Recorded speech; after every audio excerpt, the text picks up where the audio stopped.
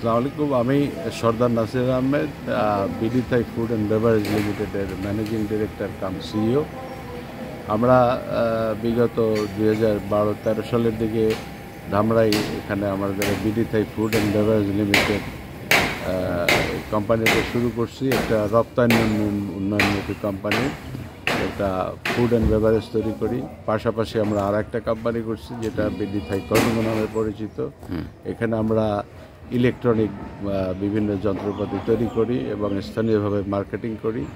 কিন্তু বিগত এই আওয়ামী লীগ সরকার পতনের পরে উপর্যুপরি আমাদের এই ফ্যাক্টরিগুলোর উপরে হামলা হচ্ছে এবং যথেষ্ট পরিমাণ ক্ষয়ক্ষতি হচ্ছে। আমাদের দুইটা প্রতিষ্ঠান থেকে এই পর্যন্ত প্রায় 50 থেকে 60 লক্ষ টাকার যন্ত্রপাতি, মালামাল, সাবস্টেশন এবং হাই টেনশন কেবল এগুলো তৈরি করে নিয়ে গেছে।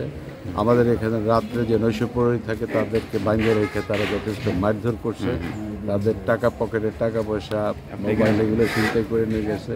গত রাতে যে ভীষণ ঘটনা ঘটছে BD Thai food and beverage লিমিটেডে, সেখানে আমার জিএম সাহেব ওখানে রাতে এখানে থাকেন, তাকে যথেষ্ট মানে মানে শার্প কাটিং উইপেন দ্বারা তাকে আঘাত করা হয়েছে এবং সেটা বলতে পারে না যে অ্যাটেম্প টু মার্ডার।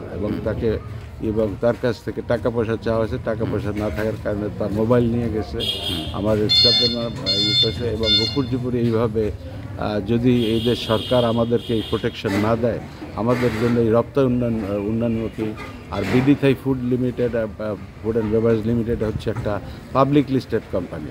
এটা শেয়ার মার্কেট আছে, এটা ওনার তো পাবলিক, এদেশের জনগণ। সেখানে যদি ক্ষতিগ্রস্ত, আমরা কিভাবে বিদেশে অর্থ আয় উপার্জন করব, বিদেশি মুদ্রা কিভাবে আমরা অর্জন করব? কাজে বর্তমান সরকারের কাছে আমাদের বিনীত অনুরোধ, আমাদের এই কোম্পানি মিল কারখানাগুলোকে টিকিয়ে রেখা আমাদেরকে বিদেশি অর্থ উপার্জনের সুযোগ করে দেন এবং দেশের জনগণ যাতে মানসম্পন্ন খাবার পেতে পারে, সেটা নিশ্চিত করার জন্য আমরা সরকারের কাছে জোরালো আবেদন জানাচ্ছি। আমার নাম মোহাম্মদ জাকারিয়া। তো গত 13 তারিখ দিবাগত রাতে আমি ফ্যাক্টরিতে অবস্থান করছিলাম।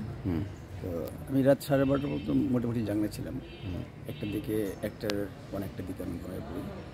তো একটার দিকে আমার 4তলা রুমে অতর্কিতভাবে 7-8 জন লোক ছেনি এবং লোকাল ধারালু অস্ত্র নিয়ে তারা আমার রুমে ধাক্কা মেরে দরজা ভেঙে দিয়ে আমার রুমে প্রবেশ করার পর আমার হাত বাঁধে, পা বাঁধে এবং পিছনে হাত পা বেঁধে, মুখে গামছা দিয়ে বেঁধে আমার রুমে আমাকে লক করে দরজা আটকে দিয়ে তারা বাইরে চলে যায়।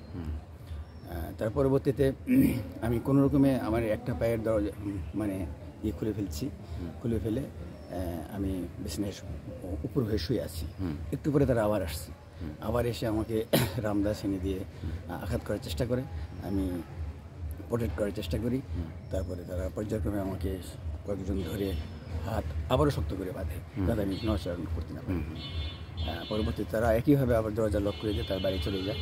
তো কিছুক্ষণ আমি চেষ্টা করার পরে আমার একটা পা থেকে একটা পা আমি রিমুভ করতে পারছি বাধা থেকে। সেই পা রিমুভ করার পর আমি আস্তে আস্তে দরজা দেখে গেছি। দরজা দেখে দিয়ে ধাক্কা মারছি। ধাক্কা মেরে দরজাটা কোনো কারণে খুলে গেছে। ওরা সিটকিটা হয়তো প্রপারলি ওকে লাগাতে পারেনি, কারণ ওরা বেশি তার মধ্যে কাজ করছে। তারপরে আমি ধীরে ধীরে আমার পাশে 2 রুমের পাশে আমার আরও কজন দুজন ইঞ্জিনিয়ার ছিল, ওই রুমে যাই ঢুকে দেখি ওদেরকেও বাধা অবস্থায় আছে।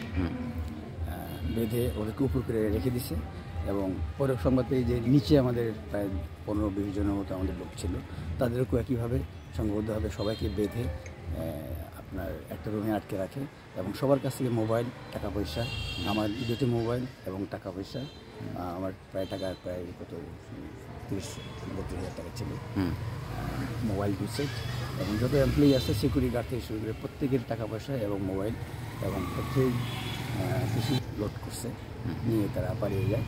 তো বাই দিস টাইম একজন সিকিউরিটি গার্ড নিচে, নাম হানিফ, সে ওয়াল টপকে বাইরেই যেয়ে সে কাউলিপাড়া ফায়ার ইনচার্জকে ফোন দেওয়ার পর পুলিশ এসে আমাদেরকে উদ্ধার করে এবং আমার নিজের পুলিশ এসে আমার নিজের হাত সে খুলে দেয়। পর্যায়ক্রমে সবার হাত খুলে দিয়ে পরে আমরা চিনতে পারছিলেন কারা? না, আমরা সবাই মুখোশ পরা ছিল, আমি চিনতে পারি। অস্ত্র কি ছিল তাদের? অস্ত্র তাদের ধারালো অস্ত্র, ওই ছেনি বলে লম্বা, লম্বা ছেনি বলে, এবং হাতে লাঠি ছিল, চাকু ছিল।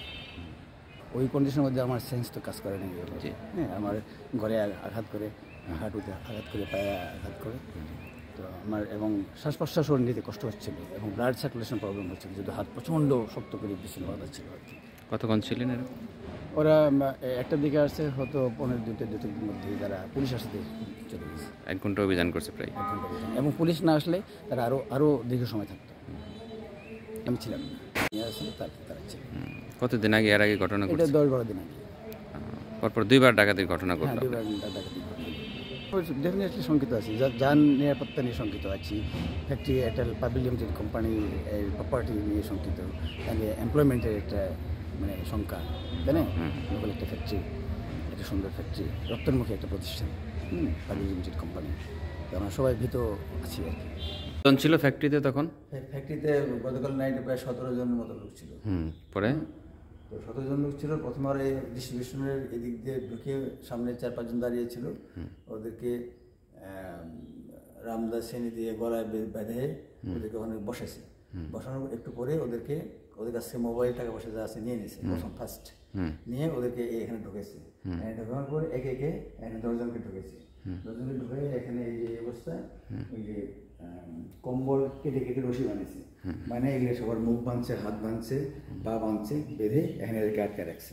আচ্ছা এখানে এদেরকে বেঁধে নিয়ে তারপরে গেছে আমার 4 আচ্ছা 4 আমার রুমে গেছে, আমাকে বাঁধছে, পাশে 2 জন ইঞ্জিনিয়ার ছিলেন, ওদেরকে বাঁধছে, বেঁধে তারপরে ওরা আবার নিচে নেমে ওই জেনারেটর রুমের ওদিকে গেছে।